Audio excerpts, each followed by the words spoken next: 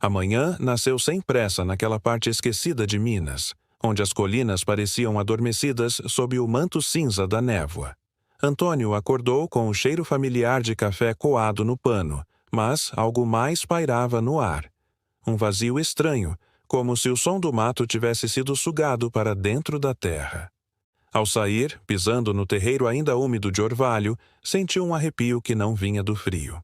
Caminhou até a beira do morro, de onde se avistava o açude da família, o mesmo que o avô construíra com as próprias mãos depois de encontrar o veio de água usando uma forquilha de goiabeira. O que ele viu fez seu estômago embrulhar.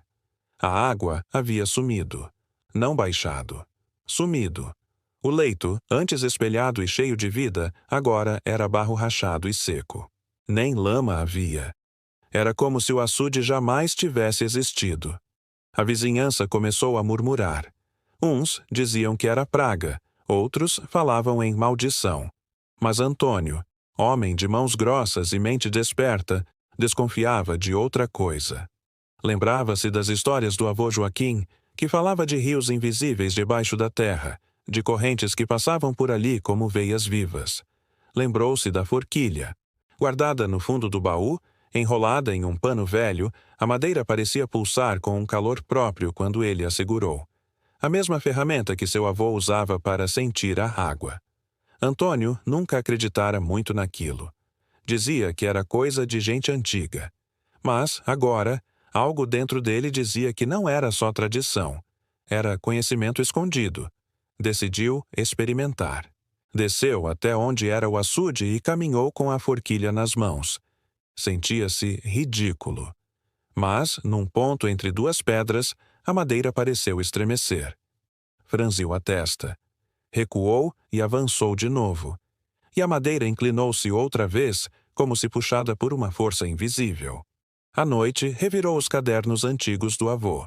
Encheu a mesa com anotações manchadas de terra e páginas escritas à mão, com esquemas de linhas e palavras como campo de Hartmann, vibração subterrânea, resposta ideomotora.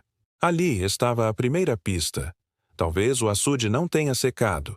Talvez a água apenas tenha se movido. E se a terra tivesse mudado? E se algo mais profundo, oculto, estivesse por trás disso?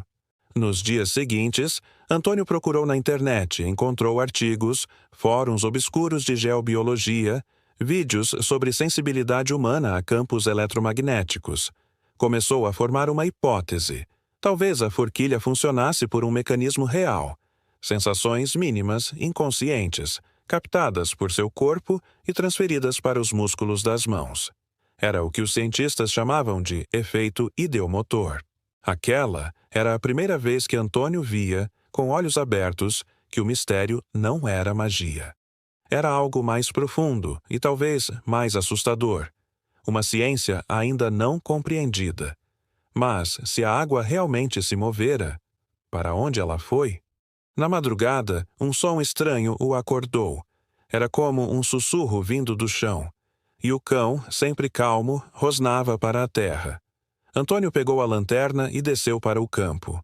A forquilha, sozinha, caiu do gancho onde estava pendurada e apontava para o sul, como se chamasse. O dia nasceu antes que Antônio pudesse dormir. Passou a madrugada inquieto, olhando a forquilha caída no chão, apontando como o dedo de um santo que tivesse perdido a paciência. Era ridículo e, ao mesmo tempo, impossível de ignorar. Vestiu-se e seguiu o rumo que a madeira indicava, atravessando o pasto coberto de névoa e mato crescido.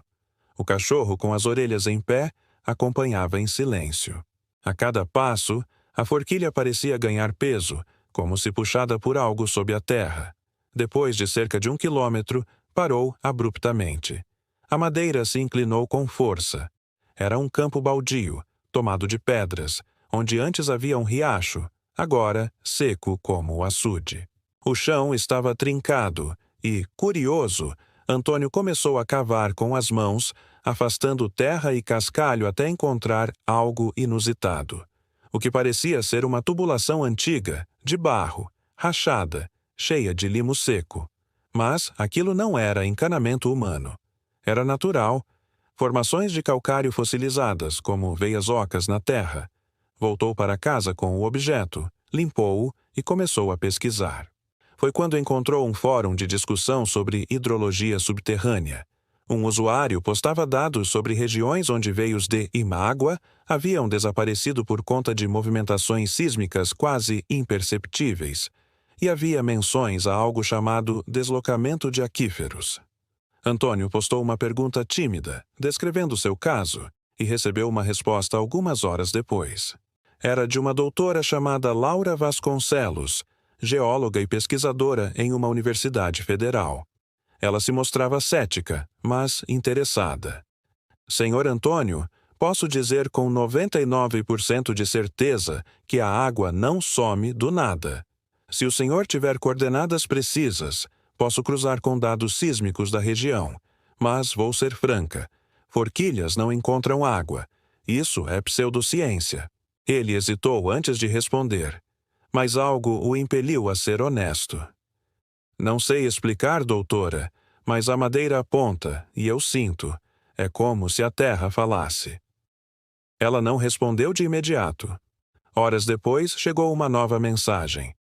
Estou indo para o interior de Minas com uma equipe na próxima semana. Se me permitir, passo na sua propriedade. Quero ver com meus próprios olhos. Naquela noite, Antônio ficou no alpendre olhando o céu. Lembrou-se do avô dizendo que a água era viva, que corria sob os pés como sangue em um corpo, que quem sabia ouvir conseguia encontrar. Talvez a doutora Laura fosse a ponte entre o passado e o presente. Mas, em sua mente, outra dúvida martelava. E se esse chamado não fosse apenas sobre a água? E se havia algo mais enterrado? Algo que o tempo e a ciência haviam esquecido. De madrugada, voltou ao campo com a forquilha. Sentia que o local onde o instrumento estremecera guardava mais do que veios secos. Enquanto andava, ouviu novamente aquele som abafado no chão, como um lamento, um eco debaixo da terra. Cavou um pouco mais. A terra cedeu repentinamente e ele caiu até a cintura em um buraco escuro. Ali, sob metros de solo, havia uma pedra lascada com inscrições antigas, coberta de musgo. Pareciam símbolos, talvez rupestres, talvez algo mais. A forquilha caiu de suas mãos, imóvel. Mas seu peito agora vibrava, como se ele próprio fosse o instrumento. O jipe subiu a estrada de terra engolido pela poeira vermelha. Era meio-dia quando Antônio ouviu o ronco do motor e viu, pela janela, o veículo parar diante da porteira. Desceu uma mulher de estatura média, óculos escuros e mochila às costas, seguida de um rapaz magro com cara de estagiário carregando instrumentos de medição. Seu Antônio? Ela perguntou, tirando os óculos. Doutora Laura Vasconcelos, obrigada por receber a gente. Ele apertou a mão dela com firmeza e respondeu com o sotaque carregado do mato. Agradeço eu. Só quero entender o que está acontecendo aqui. Laura foi direta ao ponto. Instalou sensores simples no solo, verificou o nível de umidade e pediu para ver o local onde a forquilha havia reagido. Antônio guiou-a até o campo baldio, onde a pedra com inscrições ainda estava parcialmente exposta. O estagiário tirava fotos, fazia anotações, mas Laura mantinha uma expressão cética. E é aqui que a madeira se mexe? Ela perguntou, tentando esconder um sorriso. Antônio apenas assentiu e entregou a forquilha nas mãos dela. Tente a senhora. Caminhe devagar, segurando assim. Laura imitou o gesto, sentindo-se ridícula, mas deu alguns passos. Nada aconteceu. Então, Antônio pegou de volta a forquilha, respirou fundo e começou a andar. No terceiro passo, a madeira inclinou-se com força. Laura franziu o senho. Você forçou isso? Tente me explicar, doutora. Ele respondeu. Eu só seguro, mas meu avô dizia que a madeira sente o que eu não consigo ver. Ela não respondeu. Mas aquilo mexera com algo dentro dela. Horas depois, com o solo mapeado e as amostras coletadas, Laura analisava os dados no notebook em cima da mesa da cozinha de Antônio. O estagiário dormia na rede. O café esfriava ao lado dos papéis. Curioso, ela murmurou. A área onde a forquilha reagiu tem uma variação de campo eletromagnético bem mais alta que o entorno. E isso é normal? Ele perguntou. Não exatamente. Pode ser uma falha geológica ou movimentação subterrânea de minerais. Mas, olha isso. Ela girou o notebook para ele. Um gráfico mostrava uma oscilação clara, quase pulsante. Isso aqui coincide com a direção que a forquilha apontou. Isso é o estranho. Não deveria haver correlação. Mas há. Quer dizer que o corpo sente isso? Em teoria, sim. Existe uma teoria chamada efeito ideomotor que tenta explicar como o cérebro reage a estímulos inconscientes, como variações sutis no ambiente. Mas nada comprovado com precisão. Ela interrompeu a si mesma, encarando o vazio por um momento. Seu avô tinha razão em uma coisa. A água corre onde a terra pulsa. Naquela noite, Laura não dormiu. Nem Antônio. Ambos voltaram ao campo, agora com o solo parcialmente escavado, iluminado por lanternas. Examinaram a pedra coberta de símbolos. Laura fotografou cada centímetro e os enviou para um colega arqueólogo. Mas então, algo aconteceu. A forquilha, deixada de lado, levantou-se sozinha, como se uma corrente de vento invisível a empurrasse. Caiu de novo, apontando para leste, para uma região coberta de mato espesso. Laura e Antônio se entreolharam em silêncio. A ciência me ensinou a duvidar. Ela sussurrou. Mas acho que hoje aprendi a escutar. Antônio sorriu pela primeira vez. A senhora vai ter que desaprender um pouco para entender o que vem por aí. Do meio do mato, um som ecoou. Um estalo surdo, como de rochas se partindo lá embaixo. Um sussurro abafado, grave. Algo vivo se movia na terra. E agora, ambos sentiam. No amanhecer seguinte, a luz mal tocava as copas das árvores quando Laura recebeu a resposta de seu colega arqueólogo, o professor César Parente. A mensagem era curta, mas carregava um peso inesperado. Os símbolos lembram glifos de tradição pré-colonial. Não tupi. Talvez algo anterior. Onde você encontrou isso? Antônio, ao lado dela, esperava com um café na mão e olhos atentos. Alguma notícia? Laura assentiu, virando a tela para ele. Essa pedra não é comum. Pode ser registro de uma cultura antiga que viveu aqui antes da chegada dos portugueses. E veja isso. Ela abriu as imagens com zoom dos símbolos. Alguns lembravam formas de ondas. Outros representavam árvores com raízes que pareciam se entrelaçar com linhas em zigue-zague.